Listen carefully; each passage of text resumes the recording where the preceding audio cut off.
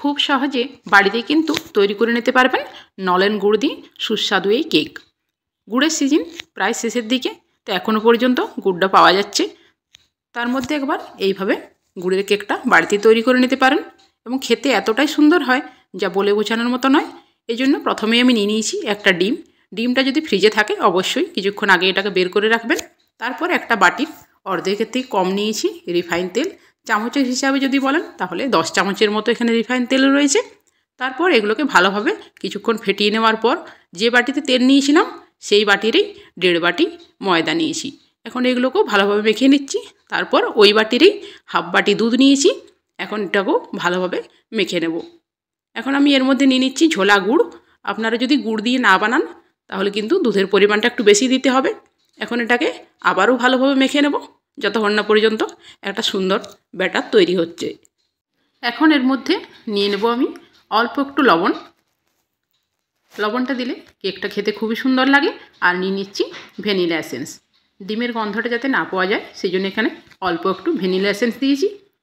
এখন নিয়ে নিচ্ছি 1 চামচ বেকিং পাউডার। আমি আর বেকিং সোডা দেব না, এই বেকিং পাউডার দিয়ে এটাকে ভালোভাবে মেখে নেব। অবশ্যই বেকিং পাউডার দেওয়ার আগে কেক টিনটাকে রেডি করে রাখতে হবে। দেখুন এটা আমার মাখানো হয়ে গেছে।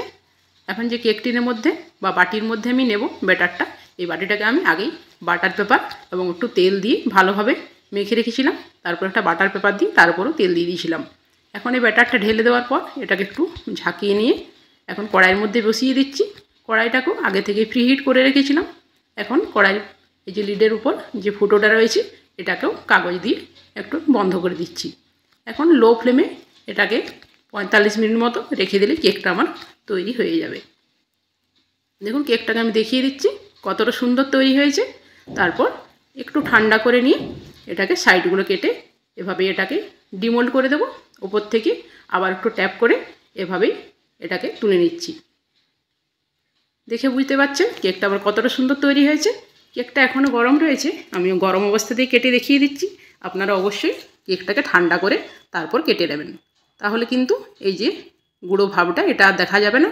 কতটা ফ্লাফি হয়েছে সেটা দেখে বুঝতে পারছেন। আবারও ফিরে আসবো নতুন ভিডিও নিয়ে। ধন্যবাদ।